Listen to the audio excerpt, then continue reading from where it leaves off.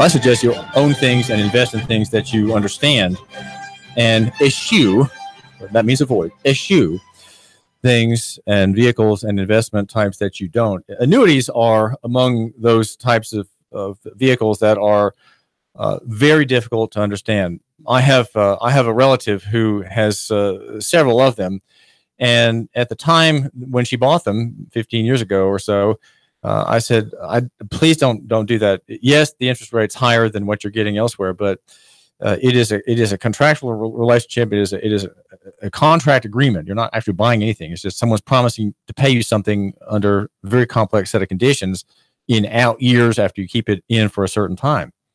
Please don't do that. But it was an argument that was not likely to prevail, and in fact did not.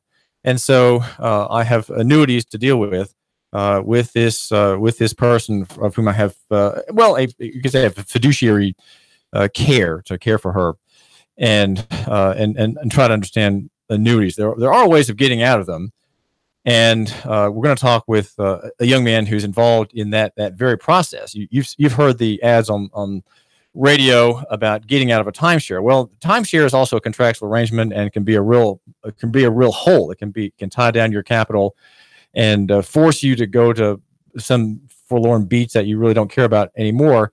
But you have the investment. It's like buying a boat. You have what you think is initially an investment in a piece of manufactured steel that's going to last you and provide great delight and service. But you're finding that you're using it less and less, and it's a drain. Then you have to pay for storage and maintenance and so on. And so you have a negative on your sheet, right? You want to have positives on your sheet.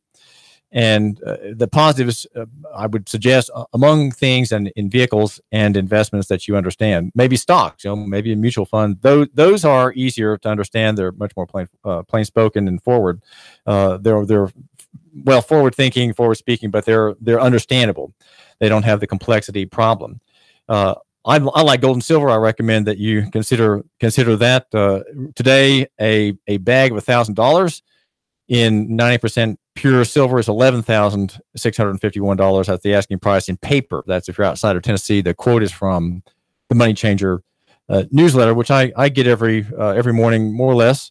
It's the Money Changer out of Middle Tennessee, and Franklin Sanders does business outside the state.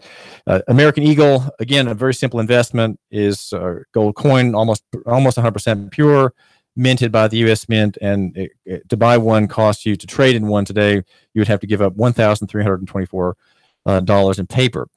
Simple, though there are, of course, complexities in those markets and uncertainties as well. But we're going to talk now about this other kind of contractual complexity, and that would be annuities per se, an investment vehicle that people were drawn to because of the high rate of interest. Logan Bailey, why in the past 15 years have annuities been so popular? How do annuities work? Give us a basic working vocabulary. Well, yeah, absolutely. So an annuity is like you said, a contractual agreement with an insurance company, in which there are many different ways that they could be structured. The main issue with the annuity space has to do with the conflict of interest associated with the brokers that sell these products.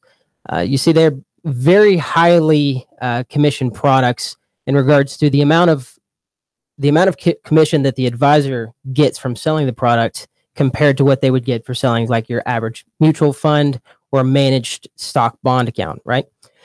What that basically is having effect on the market is these are oversold products. As a matter of fact, in Chattanooga, there's about 22,000. This is the research that we've done, about 22,000 people that have some type of annuity products. Well, from my personal experience, and I've worked very extensively in this space, a very, very, very large majority, over 80% of these people have very little, if no understanding of what they actually own. So that's what our firm, the Annuity Specialist, is set out to do, is help solve that problem in the space. This is Logan Bailey, and he runs the local branch of the annuityspecialist.com, and he's telling me that you can find out about what the problem has been with the marketing of these products, and now the problems of people trying to get out at variableannuityfees.com. Now, Logan, just to change the subject just for a moment, you are You're 27 years old. You're a bachelor, live on the North Shore, and a work that you're doing sort of in your free time when you have free time from your annuity tribulation solving labors is with Young Entrepreneurs of Chattanooga. Say a word quickly about who you are in that context.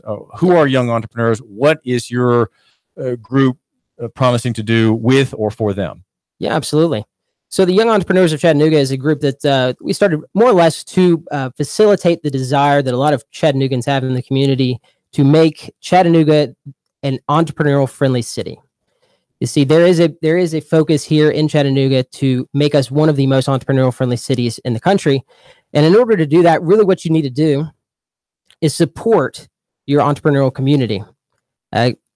Me as a young guy, I know that as a young person, that is an optimal time to be starting a business and taking risks. See, as you grow older and more responsibilities and more bills start to stack up, it's harder to take additional risk. So I'm really focused on, and personally, what we try to do is help build that young entrepreneur community here in Chattanooga that can take these risks and innovate in different ways. And how many people have joined, and what is a typical week's worth of work like for you, and what happens in let's say an average week in this association? Well, absolutely. So we have about 200 young entrepreneurs that take part in our community, and I'd say the average week really looks like a lot of us just collaborating on different. Whether it be our business activities, we like to come together and hear from people in the community. I think it's very important for a young entrepreneur to have a mentor that's been in business for quite a while and can help kind of curb the learning curve a little bit that a young entrepreneur would have as they try to build relationships in the community and build their business. Well, what do the people who attend these meetings get from them? What are the kinds of arguments that they hear? Well, absolutely. So, one really exciting thing we had recently was a negotiations expert that came in and actually gave us a seminar on how to be better negotiators, which is really some of it's not quite intuitive. So an experienced negotiator. For example. Yeah, well, for example, an experienced negotiator, if I go in and I'm trying to have a business relationship with you, and you've been doing business for 30 years, I am at a disadvantage trying to negotiate a business contract with you. Now, there are certain things like having a negotiations expert that can come in and explain certain psychologies behind negotiation that can give me a little bit better of an advantage in that type of relationship. Can you be more specific?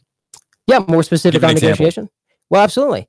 So specifically on negotiation, what a lot of young entrepreneurs tend to do is try to buy into the market by underpricing their services.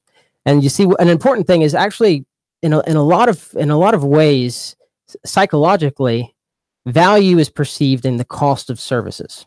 So, for example, if you're a consultant, which I do a lot of consulting work for investment advisors that will hire me to come in and speak about the annuity space. But as a consultant, let me ask you this: so if you were a consultant and you were charging a fee of $600 per hour, let's say you're legal counsel. $600 per hour, and you're going up against someone who does the same type of work as you that does the same service for $200 per hour. Now, you wanted the best quality service that you could get. Which person would you go? I would probably think the one that costs me more, that hurts me more, is going to be better. That's absolutely the case. Now, the thing is a lot of young entrepreneurs come in and they feel like they have to buy into the market, and what happens is they actually will underprice their services, and what that does is it basically projects out into the business community that what they have is less valuable than what other services or firms are offering. What's another type of presentation you've had at Young Entrepreneurs of Chattanooga, Logan Bailey, and what's a key main good point that my young listener can hear from you? Well, absolutely. So I think a really important aspect of entrepreneurship and building a business is building relationships and networking within the community. So that's one important thing we do as well, is we try to collaborate with other organizations like the Chamber of Commerce, many different other organizations that already exist, and leverage what we've put together as 200 and growing entrepreneurs. We leverage what we're doing in order to get value from those other groups. I would say as a young entrepreneur, that is one of the most important things that you can be focusing on, is building and cultivating those relationships. And that's really why this group exists, is to facilitate that growth, to connect you into the community, to get you talking to the people that you need to talk to in order to have the best chance of success in your entrepreneurial endeavors. What's one main idea that young people have who are entrepreneurially minded or actually starting a business? One main idea that they have, and they've got it just completely wrong. What's a common misconception that you see among your colleagues in the Young Entrepreneurs of Chattanooga? I would say it goes back to exactly what I was saying before. A lot of people think that they can bootstrap and do it themselves, when in reality, a lot of building a business is those interpersonal relationships and leveraging off of others' resources. So a lot of people, and there's a large number of entrepreneurs that fail, very, very large number of entrepreneurs that fail. But the ones that succeed are the ones that can really get into a community and cultivate relationships and use other people to basically support and grow what they're doing. What about the need for capital? Do small entrepreneurs, young entrepreneurs have problems getting local capital? Yes. Say more about that. We're told we have a strong capital raising lamppost group oriented Edney building group there. Right. It's very strong, but somehow in my mind it's probably very small. We need to have more. Am I wrong on that? Or no, absolutely not. You're definitely correct. In comparison to others or the large cities, and really, I think we should set our sights on where we want to be. Right? We should aim high. And in regards to raising capital as a young entrepreneur or as someone starting a business here in Chattanooga, it's a lot harder now than it was actually 5 to 10 years ago, which is interesting how that dynamic's changed. But really, what you need to see is there's a lot of very, very, very conservative investors in Chattanooga. And when you go to places like Atlanta or Charlotte, for some reason, the money there is willing to take a little bit more risk. I think if Chattanooga wants to continue to grow and kind of like what you were talking about before, have more jobs and have this economy really start to boom, what people need to be willing to do as investors here in the Chattanooga community is take some risk on some of these young innovators. My listener is a wealthy man who matters, and he's got in his mind an allocation of capital. He's got $500,000 that he realizes it's in a couple CDs and about three banks, and he knows he's just dithering with that capital. How can my listener connect with your group, and how can your group facilitate an encounter between him and 3 or 4 of your members who have actually going concerns here, who would like to be growing concerns, needing more capital? Is there a way that could be done, Logan Bailey of Young Entrepreneurs of Chattanooga? That's a very great question. So that is something that we are interested in helping to facilitate, which would be a local investor investing in a young entrepreneur, or even starting their own business and having basically investing in the local economy. So really, I think a great way to get in touch with us would be to reach out to me. I can give my cell phone number, my email address. My cell phone number is 423-946-3587. Yeah, anybody wants to reach out to me, I can help connect them into the right people to talk to if they really are looking for local investments. The idea of local economy is that the investor is a patient investor. And what happens when you invest in local business is your money's not liquid anymore. That business can't pay you back on the spur of a moment when you suddenly need the money. You have to be patient, and you have to realize that there's this long gestation period. It could be 3, 4, 5, maybe 6 years. The money is not available to you, but the fact that you gave that $100,000 back, 4 years ago, and you can't get it back yet, that kept that business going so that it could hire people, develop product, market its services or product, and become growing. So to make money, you have to have money, and these entrepreneurs need that capital. But at some point, you'll be able to get back partial payments of your principal, and then at some point the profit. But you have to be patient. And why are you patient? Is the local investor more likely to be patient than someone who's investing remotely? Logan Bailey? Is a local investor willing to be patient with the return if he's investing in a local business? Is he more likely to be patient? I would say probably so. Yeah, I think I'd say that because you can tangibly see the effect of what your investment has. See, a lot of times, so if you invest in a publicly traded company, a lot of times people have a very little understanding of what they're actually investing in. I have a very, very important focus, and I think people should, on investing in what they know, investing in what they see, and investing with intentionality. So investing in the local economy and investing in a business that you can see tangibly and locally is something that basically has a psychological effect on somebody, and they're more patient with seeing that business grow. I would say that that's true, and that's why a local investor is more likely to be patient than someone who's investing by proxy or remotely. He's here, you're here, you're the entrepreneur, you're my listener, you're the entrepreneur, you're here. And he's not going to be in your hair. He's not going to be minding your business, but he knows you're here. He sees your product out there every day. He sees your service out there every day, and he knows he's going to get paid back. He sees more fans than before, so he knows that you're making gains and you're prospering at some point enough to have extra cash flow to pay back the investment to effectively buy you out with your profit. And it's not guaranteed. It's not a loan. It's an investment. You're taking the risk. You're bearing the risk. You have no claims upon this company. You're just waiting. And that's the kind of people we want to have. And we want them to think in terms of local economy and the free market. Now, Logan Bailey is a specialist in annuities, and your job, your job, Logan, is to help people get out of annuities. What do you do for them? That's a great question. So the annuity space, like I mentioned before, is the most complex space, in my opinion, in the financial services market, and it's riddled with conflict of interest. So the really task that our firm has set out to do is find people that have these annuity products, whether it be a fixed index or variable annuity product, sit down with them and give them an actual non-biased, thorough overview of what they have, what their contractual agreement is with this insurance company. Now, due to the complex nature of these products, a lot of times we have to find creative solutions on how to put them in a better situation. So if I was to sit down with an average client that was invested in an annuity product, it could look extremely different than a client that lives right next door to them that has a similar type of annuity product. Everything is very situational. Everything is, like I said, very complex. And that's the problem that exists in the financial services market today, is that these are extremely misunderstood, especially by the people that buy them, but not only by them, but also from the people that sell these products. And so what is this old woman or this old man who has an annuity, has $100,000 in it? What does that person need to do? And what are you going to sell this person by way of services? Do you help this person handle the correspondence? Do you just write a report? What is it that you do for this individual, Logan? Well, due to the tax advantage nature of an annuity product, which basically means they're tax deferred, right?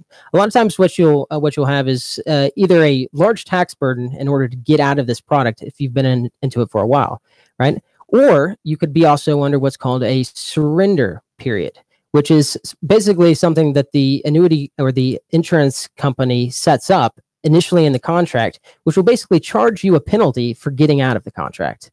So getting out early, is that right? Right, getting out within a certain period of time. Now, there are a lot of different options on what you can do in order to put that client into a better position. So, for example, if you have an annuity at home, there are a lot of different creative solutions that you can look at to improve your position. Now, I don't trust the same sales force of financial advisors that sold you the product to help you get out of it. And so that's what we do. We're very specifically specialists in this space that help people find ways to improve their position. Now, whether that means going into something like a traditional stock bond portfolio or into some type of mutual fund, or even what's called a 1035 exchange into another less detrimental type of annuity product because they're dug too deep into the ditch. There are a lot of different options that we would have to look at on a very case-specific basis. And how are you paid? So the majority of my work that I do is actually through consulting directly with investment advisors. So investment advisors will pay me to come in and basically tell them what they need to be doing for their clients on a specialist type basis. Now, for the average investor that comes and sees me, a lot of times what I do is for free. But sometimes we will, if it takes up a large portion of my time, we'll work out a fee. I think it's important to be paid a fee for my service because that does away with the conflict of interest associated with a commission that I could get for selling them a product. This is David Toulis, and we're talking with Logan Bailey. You can find out more about him at theannuityspecialist.com. And he's kind of an annuity escape expert, Logan Bailey. His bachelor, lives on the North Shore, 27 years old, and his side gig is Young Entrepreneurs of Chattanooga, which has a Facebook page. That's right. Yeah. Young Entrepreneurs of Chattanooga, and this is David Toulis. I want you to think about taking part in that labor, mutual interest, and you're not by yourself. You and your business, you're a young man or woman launching a business, hopefully a career, maybe a calling. and prospering yourself, but you're prospering first the customer. That's always your goal in business, is to think about your customer, make your customer first, make your customer always have the advantage. You're always thinking about improving what you do and what you know and what you have for his benefit, the benefit of the customer. And if you do that, you're going to be fulfilling a great service that only you can fulfill. And that's really remarkable about all the variety of gifts that we have, all the many specializations in local economy and market. You've got yours, and you have a great benefit. You, my listener, have a great benefit to give. You just have to find those people, have them hire you or have them buy from you, and then they'll prosper. Logan Bailey, thank you very much. Anytime. David Toulis, New Radio 92.7, brought to you by yournews.com. Go to yournews.com. I'm the editor of Nuganomics.com. Remarkable analyses about the fictional entity called the state, and how the state, in making itself a god, becomes one not bound by ordinary law. David Toulis, New Radio. 3, 2, 1. Chatter.